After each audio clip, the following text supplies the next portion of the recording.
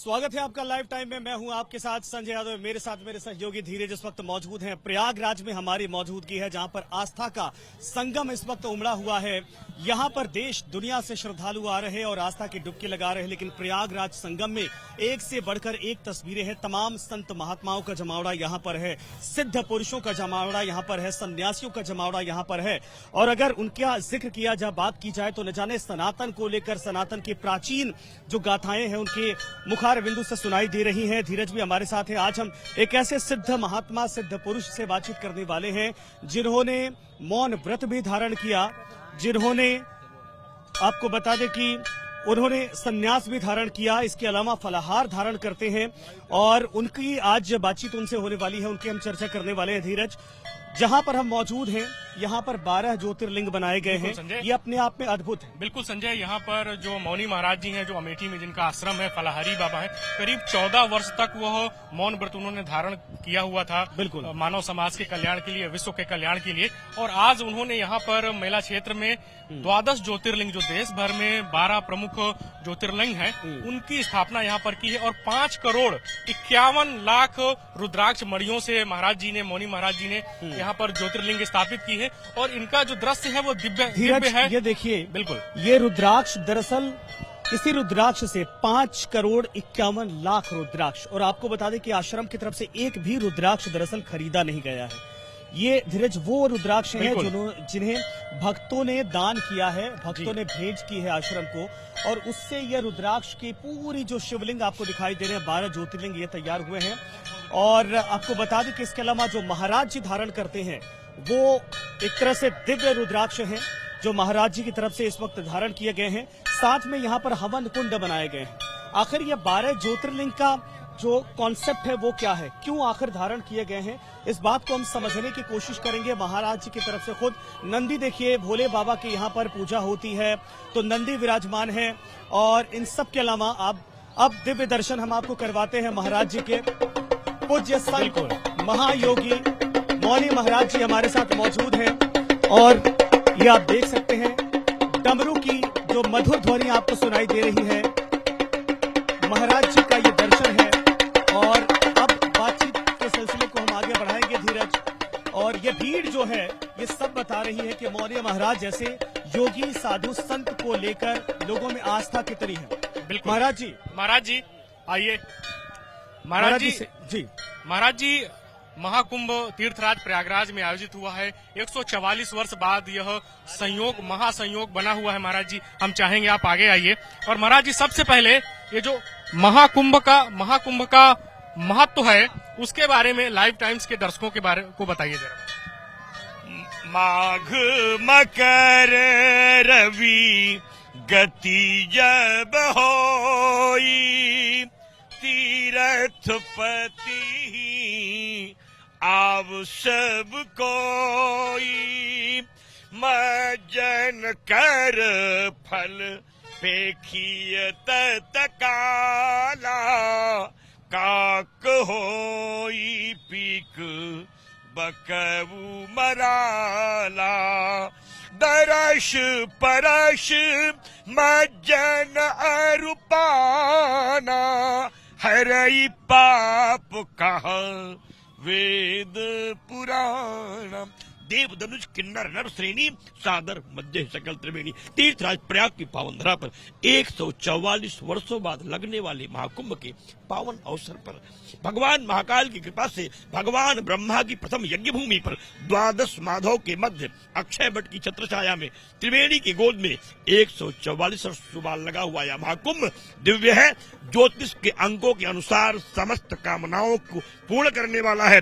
पुत्रार्थी को पुत्र, धनार्थी को धन, विद्यार्थी को विद्या, लाभार्थी को लाभ और सिद्धार्थी को सिद्ध और मोक्षार्थी को मोक्ष देने वाला है। ये ऐसा पावन कुंभ है कि अर्थ धर्म का मोक्ष को प्रदान कर रहा है।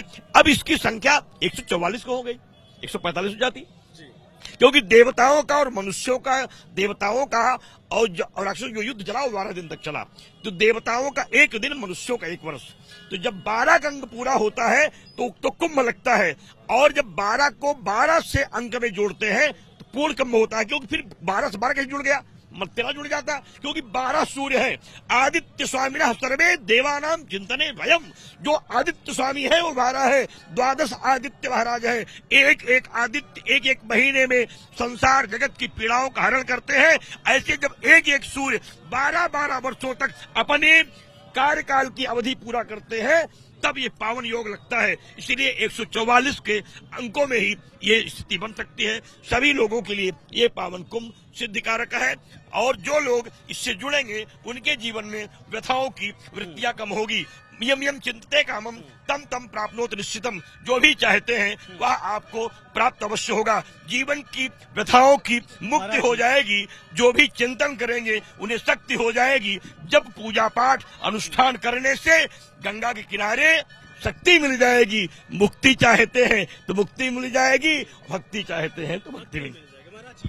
पीछे 12 ज्योतिर्लिंग बनाए गए हैं। आपको मौनी बाबा के नाम से पूरी दुनिया जानती है, मौनी महाराज के नाम से। मौनी महाराज, आपने मौन व्रत धारण किया था, क्या हट था, क्या योग था, और ये 12 ज्योतिर्लिंग की स्थापना क्यों की गई? बड़ा प्रश्न कर रहे हैं, क्योंकि भगवान राम लला का मंदिर बन गया है मेरे जीवन में। राम मेरी आन है, राम मेरी शान है, राम मेरी प्रतिज्ञा है, राम मेरे प्राण है, राम मेरी श्वासा है, राम कल्पना है, राम संसार है, राम वेदों के सार है, राम मंत्र है, राम तंत्र है, राम जीवन स्वतंत्र है, राम सर्वत्र है, राम सूर्य है, राम चंद्रमा है, राम पृथ्वी है, राम आकाश है। उन्हीं राम के लिए 14 वर्ष का जब वनवास रामलला का हुआ, तो मैंने भी संकल्प लिया 14 वर्षों तक रामलला के वनवास कार्य को मैं भी मौन रह करके पूरा करूंगा। और आजीवन संकल्प लिया कि जब तक जीवित हूं तब तक नमक मीठा अन्न का सेवन नहीं करूंगा। एक बार उबाला हुआ पानी बिना नमक की सब्जी लेके जीवन यापन आज भी मैं करता हूं, और रोज मैं लेट के परिक्रमा करता हूं। आपने देखा भी होगा, रोज मां भगवती से कहता हूं, हे जननी, हे कृपा सिंधु मां, कृपा शक्ति अब कर देना,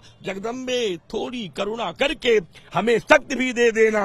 इस जीवन में शिव के चरणों में निष्ठा थोड़ी दे देना, मैं देख सकूं भारत को फिर से, मैं देख सकूं भारत को फिर से, राम राज्य आ जाएगा। मैं देख सकूं भारत को फिर से, राम राज्य आ जाएगा। मेरे ही जीवन में भारत हिंदू राष्ट्र बन जाएगा। महाराज जी, राम राज्य की आपने बात की।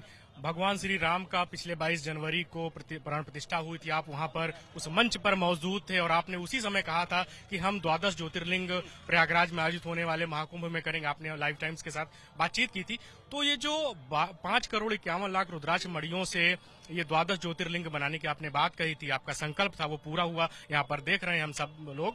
तो इसकी प्रेरणा कहाँ से मिली आपको? भगवान शिव की कृपा से जब मैं समाधि लेता था, क्योंकि आज मेरे जीवन की बड़े प्रश्न खुल जा रहे हैं। जब मैं समाधियों में जाता था महाराज, मेरे तमाम बड़े बड़े संकल्प मेरे मन में आते थे देश को लेकर के। एक समाधि मेरे मन में आया, महाराज मैं भगवान की ज्योतिर्लिंगों का दर्शन संसार के लोगों कल्याण के लिए करूं।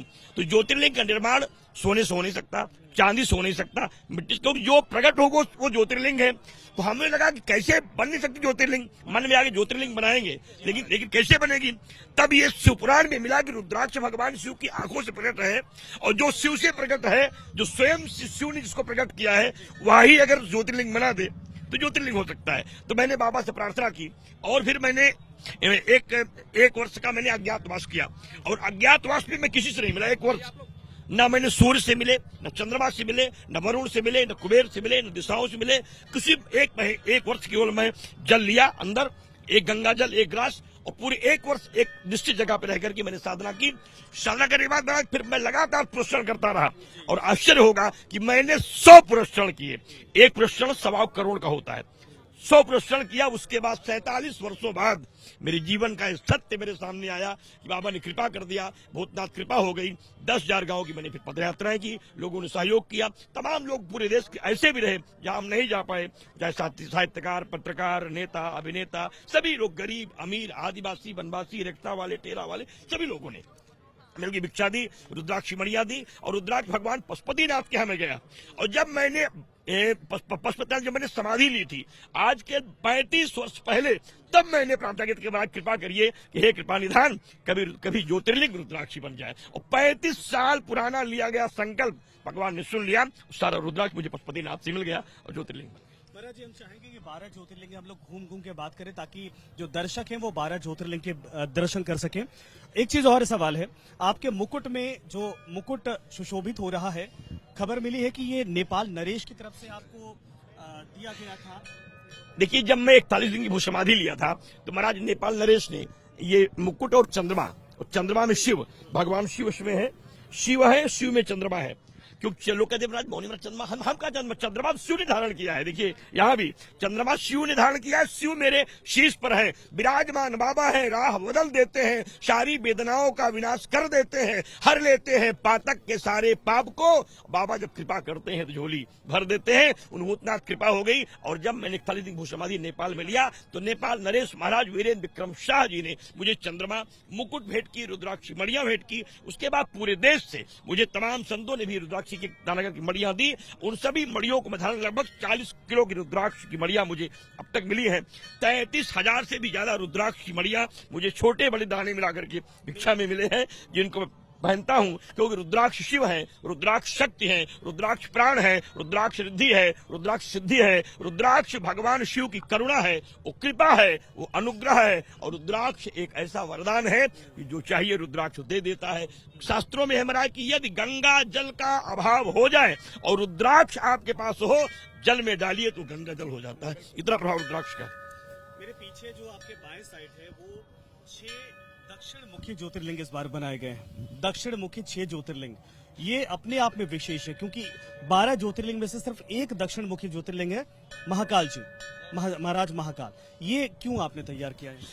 बड़े संकल्पों का सार खुल गया है। आज मेरे मन का भेद आप खोल लेंगे। फिलहाल मैंने 6 बड़े संकल्प लिए हैं। हे महादेव, काशी मथुरा में मंदिर का निर्माण हो, बिना दक्षिण मुखी शिवलिंग के संभव नहीं था। एक, भारत हिंदू राष्ट्र बने, उसके बिना संभव नहीं था। बांग्लादेशी हिंदुओं की रक्षा हो, उसके बिना संभव नहीं था। आतंकवादी और आतंकवाद महाकुंभ में प्रभावी न हो और देश रक्षा हो, उनके बिना संभव नहीं था। मेरे देश की सेना सुरक्षित रहे, आतंकवादियों से प्रभावी न हो, इसके बिना संभव नहीं था। और मेरे देश की अर्थव्यवस्था मजबूत हो और रोगी महामारियां मेरे देश में प्रभाव न फैला पाए। रोगान शेषान पहंस तुष्टा रुष्टा दुकामान सकलान विष्टान त्वामा श्रतानाम नविपन नरानाम त्वामा श्रताम आश्रयताम प्रयांतिका। इच्छा बड़े संकल्पों को लेकर के मैंने भूतनाथ का आह्वान किया कि हे महादेव, हे मृत्युंजय, हे आस्तोष, हे अविनाशी, करुणा कर दे, रक्षा कर दे, आ जाए शंकर अविनाशी। मैंने भूतनाथ का आह्वान किया। 6 बड़े संकल्प थे। मुझे 6 ज्योतिर्लिंग जो है दक्षिण मुखी बनानी पड़ी क्योंकि मुझे विजय चाहिए थी, शक्ति चाहिए थी, और बिना शक्ति महाकाल की संभव नहीं थी। धीरज महाराज जी के, मौनी बाबा के योग का आकर्षण ये देखिए है कि जहां जहां हम लोग जा रहे हैं, लोगों की भीड़ साथ में चलती आ रही है। हम कंट्रोल करने की कोशिश कर रहे हैं लेकिन लोग आशीर्वाद लेना चाहते हैं। महाराज जी, पूरे देश में आपको अब लोग पूछ रहे हैं, जान रहे हैं, जब आप यहाँ पर आते हैं, लेटते हुए जाते हैं संगम, उसके बाद अपने आश्रम तक आते हैं, ये कठिन तपस्या लेट कर जाना ये क्यों होता है?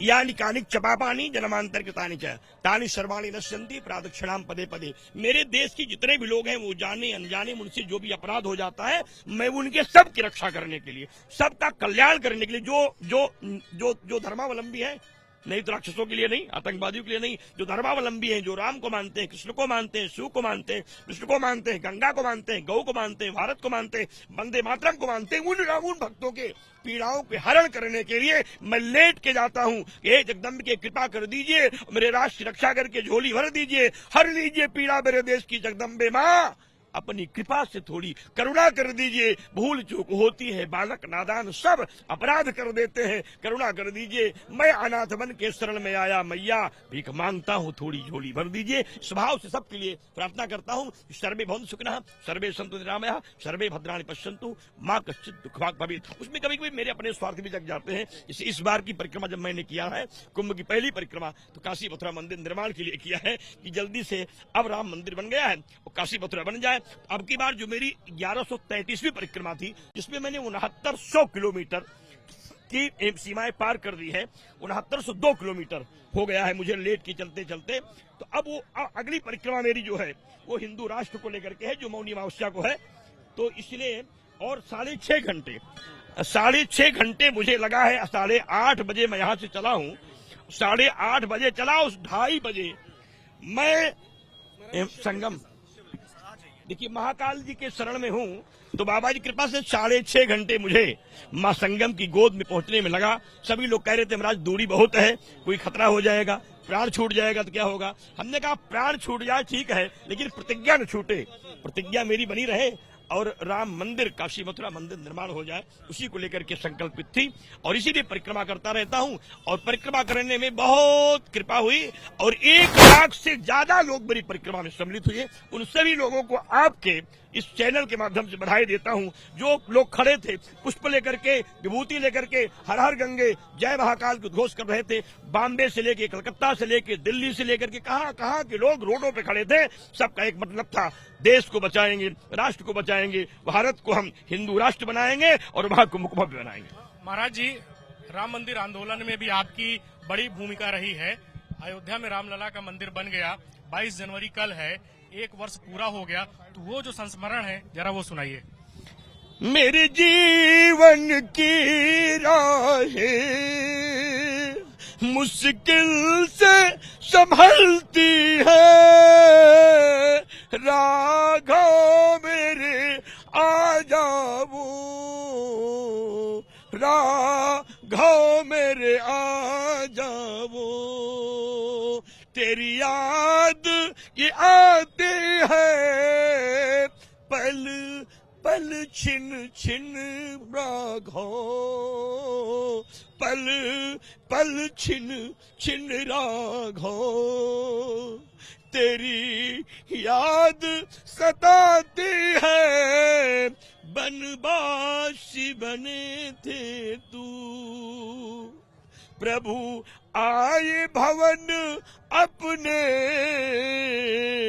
अब करुणा कर दाता, अब रक्षा कर राघो,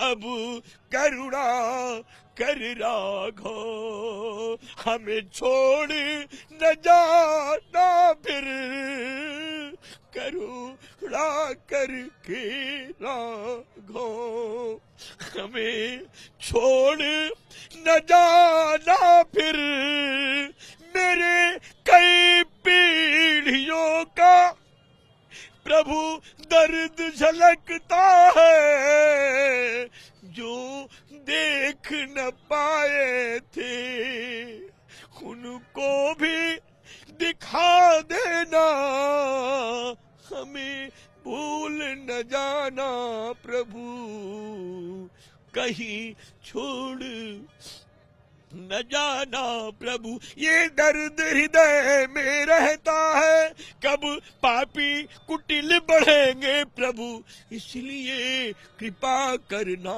हम पे, इसलिए दया करना हम पे, मेरे पास ही रहना राघव, करुणा करके करुणा कर दो, चरणों में हमें अपने रख लो, मैं कुंभ क्षेत्र से प्रभु जी को अब हृदय कुंज में बुला रहा, माँ गंगा में प्रभु बुला रहा, आ जाओ दीन बंधु मेरे, आ जाओ कृपा सिंधु मेरे, भक्तों का हृदय बुलाए रहा, करुणा निधि तुझको। मेरे प्रभु का कल दिन है। मेरी आज की बड़ी बड़ी कल्पनाएं मुझे सुबह से याद आती थी कि कल सरकार से मुझे मिलना है, लेकिन आपने पूछ करके मेरे मन को बहुत बल दे दिया, क्योंकि आपके चैनल के माध्यम से मुझे पूरे देश के भक्तों से वो बात कहनी थी कि मेरे ईश्वर है, कभी मुझे छोड़ नहीं सकते, राम मेरे करुणा है, कभी भूल नहीं सकते, ममता की वात्सल्य की मूर्ति है, कृपा सिंधु, लाख करे गलती लेकिन प्रभु छोड़ नहीं सकते। राम जी आएंगे, वनवास को मिटाएंगे, सुंदर स्वभव्य मंदिर बन गया है, अब राम जी उसी में रहेंगे, वनवास नहीं जाएंगे। प्रभु श्री राम आ चुके हैं, भव्य दिव्य मंदिर बना हुआ है महाराज जी। लेकिन आपकी तपस्या को लेकर भी बहुत सारी बातें मुझे पता चली हैं। आपने कई बार जल समाधि ली, आपने कई बार भू समाधि ली, कठोर तप किया। इस तपस्या के पीछे मकसद क्या था और जो रहस्य था वो क्या था?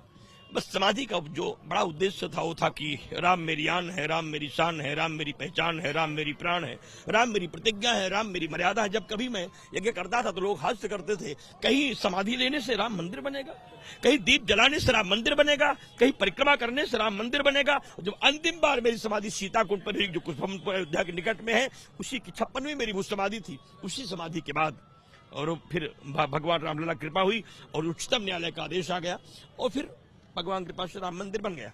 और अब राम मंदिर का 1 वर्ष पूरा हो रहा है। मुझे लगता है महाराज कि मेरे जीवन का इतना बड़ा संकल्प पूर्ण हुआ है, लेकिन एक स्वार्थ है जो मैं कल रामलला से कहूंगा। वो कहूंगा महाराज कि कृपा कर दीजिए और काशी मथुरा मुझे प्रसाद में दे दीजिए। कल की मेरी प्रार्थना होगी रामलला से कि महाराज कृपा कर दीजिए, काशी मथुरा मुझे प्रसाद में दे दीजिए, मिटा दीजिए आतंकवाद और आतंकवादियों को। हे राघव जी थोड़ी हम पर भी दया कीजिए और शीघ्रता के साथ काशी मथुरा मुझे दे दीजिए, क्योंकि कल मेरी जो आहुति है रामलला को लेकर के है। कल मेरी जो पूजा है, मेरी स्तुति है, जो शास्त्रार्चन है रामलला के लिए। 56वीं समाधि मेरी थी, फिर मैंने जल समाधि ली।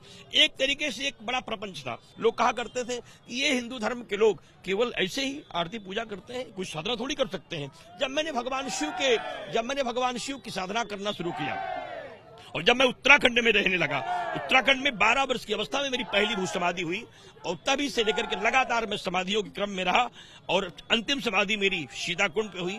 कम 41 दिन से लेकर के 1 महीने से लेकर के 41 दिन, 30 दिन, 21 दिन, इस तरीके से कम 1 सप्ताह की समाधियां लेने का अवसर मुझे मिला।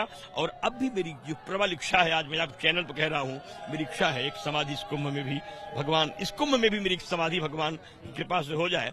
लेकिन प्रार्थना पूरा करा दे, हो जाए, क्योंकि मैं चाहता हूं जैसे ही मेरी समाधि होगी वैसे ही बाबा कृपा हो जाएगी और काशी मथुरा मंदिर बन जाएगा।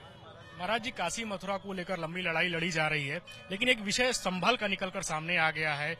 तमाम तरह की बातें आई, विवाद हुआ, हिंसा हुई। उसके बाद राष्ट्रीय स्वयंसेवक संघ के सरसंघचालक मोहन भागवत का बयान आता है कि हर मस्जिद में हमें मंदिर नहीं खोजना चाहिए। तो जो आतताई समाज के लोग थे, उन्होंने जो विध्वंस किया, हमारे मंदिर नष्ट किए, काशी मथुरा को लेकर भी वो लोग नहीं सुन रहे हैं।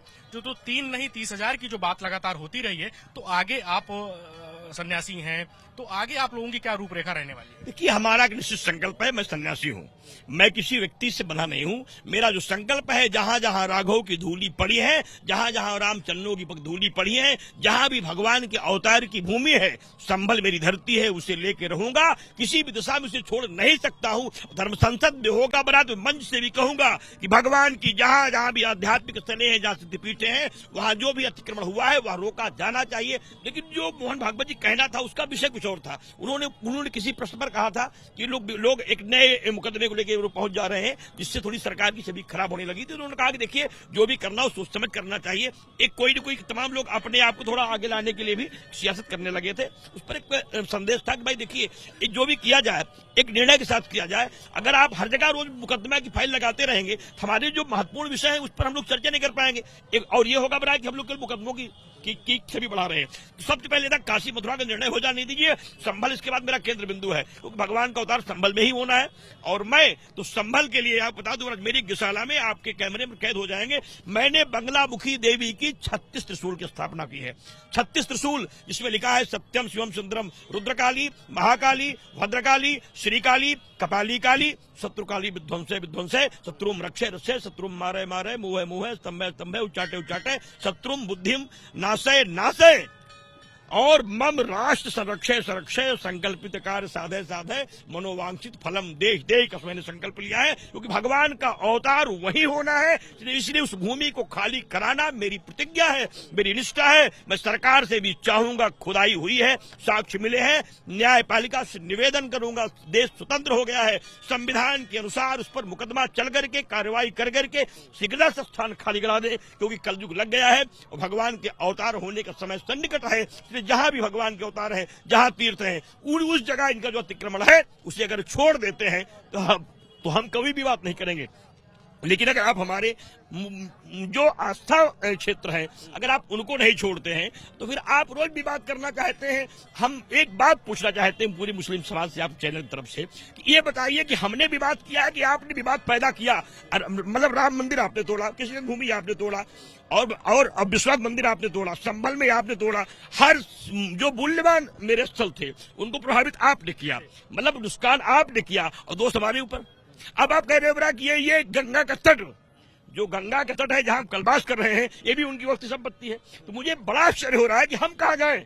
अब बताइए कि जिनकी भूमि है वो कहाँ जाए। ये जो भीख मांगने वाले लोग आए, आक्रांता बन के उन्होंने सब छोड़ लिया, सब ले लिया, और जिनका सब कुछ था उनका कुछ सही नहीं है। तो मेरा निवेदन है पूरे देश के लोगों से कि थोड़ा इस पर विचार कीजिए, क्योंकि विचार कीजिए कि जो लोग कर रहे हैं इसका विषय क्या है और इस विषय का मंत्र क्या है। कहीं ऐसा तो नहीं जिनके पीछे नेताओं का हाथ है, नेता इन्हें आगे कर रहे हैं, देश के बंटवारे की नींव डाल रहे हैं। महाराज जी, वक्फ बोर्ड की जमीन को लेकर भी ये कहा जा रहा है कि जो है कुछ मौलानाओं के बयान आए कि जो प्रयागराज में तीर्थराज में महाकुंभ का आयोजन हो रहा है तो ये वक्फ बोर्ड की जमीन है। इस प्रकार की बातें उनके समाज की तरफ से क्यों कही जा रही है? देखिए, इसलिए कही जा रही है अक्सर जैसे नेताओं का उन्हें संरक्षण प्राप्त है। कुछ नेता कहते हैं कि आप ऐसी भाषा का प्रयोग करो जिससे हमारे वोट पक्के हो जाए, हमारी सरकार बन जाए। और जिन लोगों ने वक्त की पावर उनको दिया है उन लोगों ने कहा है कि अगर अब की मेरी सरकार आएगी तो मैं नए मुगलिस्तान की जमीन भारतवर्ष में सुलभ करा दूंगा। बड़ी बात मैं कहता हूं। अब देखिएगा, घोषणा है महाराज मेरी, नेता जो देशद्रोही नेता है, तुष्टीकरण की राजनीति करते हैं, उनका कुछ आतंकवादी मुसलमानों से वार्ता है कि अगर मेरी सरकार आई, जैसे मैंने आपको वक्त की संपत्ति का एक पावर दे दिया है, ऐसे एक नया राष्ट्र बनाने के लिए विभाजन का दबाव बनाइएगा, धरना करिएगा, प्रदर्शन करिएगा, आतंक फैलाइएगा और नया मुगलिस्तान में आपको अलग कर दूंगा। जहां जहां आपकी आबादियां ज्यादा है उनको अलग करके एक नया देश बना दूंगा। एक पाकिस्तान मैंने पहले दिया था, एक मुगलिस्तान फिर दूंगा। इसीलिए इस तरीके के नेताओं का बयान लगातार आता रहता है और आप देख सकते हैं कोई भी नेता उस पर टिप्पणी नहीं करता। अगर इनको इस पर परहेज नहीं है तो मैं एक भी नेताओं से मेरा निवेदन पूछिएगा कि इन्होंने बांग्लादेशी हिंदुओं के मारे जाने के बाद किसी नेता ने बयान क्यों नहीं दिया? क्योंकि ये सब उन्हीं आतंकवादियों के प्रसर में दबाव में है। इन पर लगता है कि अगर हम कुछ बोलेंगे तो आतंकवादी हमारे साथ नहीं रहेगा, और अगर आतंकवादी नहीं रहेगा, आतंकवादी के समर्थक नहीं रहेंगे, वो नहीं रहेगा तो हमारी जो कूटनीति है वो सफल नहीं होगी। क्योंकि ये सब लोग शकुनी की चाल चल करके हस्तिनापुर का विभाजन करना चाहते हैं और नया हस्तिनापुर नहीं महाराज, ये लोग बिस हस्तिनापुर को बनाना चाहते हैं, जो दुखद है। इसको नहीं होना चाहिए। देश जगे, राष्ट्र जगे। अब जब प्रयाग भी उनकी संपत्ति हो जाएगी तो कुंभ कब लगेगा, कैसे लगेगा, कहां लगेगा? आप सब विचार कीजिए। देश के साथ बड़ा अन्याय है। महाराज जी, आखिरी सवाल ये है, आप कहते हैं कि 12 ज्योतिर्लिंग से आपको वो शक्ति प्राप्त है कि पाकिस्तान हमला करेगा तो आपको पता चल जाएगा, पाकिस्तान का निस्ते नाबूद हो जाएगा। बांग्लादेश या कोई भी दुश्मन देश अगर आंख उठाकर देखना चाहेगा तो ये 12 ज्योतिर्लिंग से आपको शक्ति, वो दिव्य दृष्टि पहले से दिख जाती है। कुछ लोग कह रहे हैं कि बाबा ज्यादा बोल रहे हैं। आई उल रीलिक एवं आई औ छैवरट लड़ इयम गणनम जबय गणदस खपटट चत्तो कपय चत्तर हाल। ये भगवान शंकर का दिव्य डमरू है, भूल मत जाइए। शिव के त्रिनेत्र का डमरू खुलेगा, आतंकवादियों का आतंकवाद मिटेगा। डमरू शिव का है, होश में रहिएगा। मैं जो कह रहा हूँ इसे सुन लीजिए। आतंकवादी आएंगे, शिव का डमरू उन्हें बताएगा, त्रिशूल से मारे जाएंगे और नष्ट हो जाएंगे।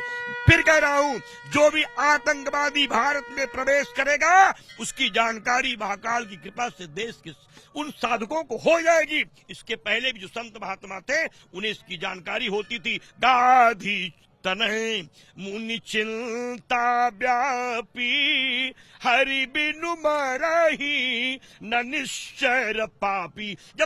जब ये बात पीड़ा की देश की आती है, संत महात्मा भगवान राम को मांगने चले जाते हैं और मैं आकाश से प्रार्थना करने चला गया कि हे महादेव, अब तो भगवान राम का अवतार है नहीं, अब आप ही हैं, कृपा कीजिए, दया कीजिए, चलिए महादेव रक्षा कीजिए। क्योंकि जिन लोगों को ये भ्रम है महाराज कि महादेव रक्षा नहीं कर सकते, भूल जाए। मैं चैलेंज करता हूं, महादेव रक्षा करते हैं, करेंगे, और ये आतंकवादी देश का कुछ नहीं कर पाएंगे। जैसे आएंगे वैसे मेरी सेना के द्वारा मारे जाएंगे। ये बात नोट कीजिए, ये बच नहीं सकते हैं। देश मिटाने के खातिर संकल्प उन्हीं का बना हुआ है, देश बचाने के खातिर संकल्प हमारा फिर से है। हम देश बचाएंगे, राष्ट्र बचाएंगे और महाकुंभ को भव्य बनाएंगे। लाइफ टाइम पर सनातन को लेकर, लाइफ टाइम पर और महाकुंभ को लेकर आप क्या कहेंगे? सनातन मेरी संस्कृति है, मेरा प्राण है, मेरा प्रण है, मेरी प्रतिज्ञा है। कुंभ है, सूर्य है, चंद्रमा है, आदर्श है, निष्ठा है, सेवा है, चरित्र है, साधना है, वैराग्य है। यही तो गंगा त्रिवेणी का वक्षस्थल है, यही त्रिवेणी की लहर है और यही तो महाकुंभ है कि बिना बुलाए पूरा विश्व चला आता है और उनकी झोली में आके मस्तक नवाता है। बेटी चली आती है, बेटा चला आता है और 100 साल की माँ गठरी रख करके गंगे गहन के कहीं चली आती है। सनातन को मिटाने की ताकत हो नहीं सकती, सनातन को मिटाने की ताकत हो नहीं सकती, क्योंकि गद्दारों की गद्दारी को देश हमारा देख रहा है, गद्दारों की गद्दारी को देश हमारा देख रहा है, शकुनी की हर चालों को देश हमारा देख रहा है। तो होश में रहिएगा, भूल मत करिएगा। यदि आपने अर्जुन का गांडी उठा तो महाप्रलय हो जाएगा, अर्जुन का गांडी उठा तो महाप्रलय हो जाएगा। बंद करो ये कूटनीति, नहीं महायुद्ध हो जाएगा। भारत समर्थवान है, सक्षम समर्थवान है, सनातन अब टूट नहीं सकता, अब मिट नहीं सकता। और एक बात सनातन के सभी लोगों से कहूंगा, जातियों के नाम पर बंटवारा मत करना, जातियों के नाम पर बंटवारा मत करना, ये वोट की सियासत वालों पर विश्वास मत करना, ये बांट देंगे जातियों में पूरे हिंदुस्तान को। अब वोट के भिखमंगों पर विश्वास मत करना। देश को बचाना है, राष्ट्र को बचाना है, भारत को हिंदू राष्ट्र बनाना है, इसलिए हिंदू बनो, हिंदू बन करके देश को बचाओ। और आज ही सब संकल्प ले लो कि अब देश बचाएंगे, राष्ट्र बचाएंगे, महाकुंभ को भव्य बनाएंगे, भारत हिंदू राष्ट्र बनाएंगे। महाराज जी, अभी हम आप थोड़ी देर पहले देख रहे थे कि आप यहाँ महाआरती कर रहे थे, शिव को प्रसन्न करने के लिए एक शिव को प्रसन्न करने के लिए आप नृत्य भी कर रहे थे। तो जरा लाइव टाइम्स के जो लाखों दर्शक हैं उनको थोड़ा सा हमारा आपसे आग्रह है कि थोड़ा सा शिव को प्रसन्न करने के लिए जो आप नृत्य कर रहे थे वो जरा दिखाइए। शिव शंभु कृपालो दमाडम, शिव शंकर भूतनाथ शंकर अविनाशी भोले प्रलयंकर, शिव महादेव हे भूतनाथ हे विश्वनाथ हे प्रलयंकर, करुणा कर दो झोली भर दो, रक्षा कर दो हे अविनाशी, हर हर हर महादेव, जय भूतनाथ जय सुख राशि, हरा हरा महादेव। महाराज बहुत बहुत शुक्रिया, आपने समय दिया लाइव टाइम को। धीरज, ऐसे महान संत, महान योगी और ऐसे महान साधु बहुत कम दिखाई देते हैं। आप देखा कि चाहे वो राष्ट्रवाद का मसला हो, चाहे सनातन को संरक्षित करने का मसला हो, चाहे महाकुंभ की इस पावन धरा को संरक्षित करने का मसला हो, और सनातन को आगे ले जाने के लिए जो संदेश था, महाराज जी बिल्कुल साफ शब्दों में बता रहे थे। तो इसी तरीके से महाकुंभ से लगातार महाकवरेज जारी रहेगी लाइव टाइम की, और जो साधु संत महात्मा यहाँ पर पधारे हैं दिव्य भूमि पर, नव्य भूमि पर, अलौकिक भूमि पर, वो महाकवरेज लगातार लाइव टाइम पर जारी रहेगी। आप सभी का धन्यवाद।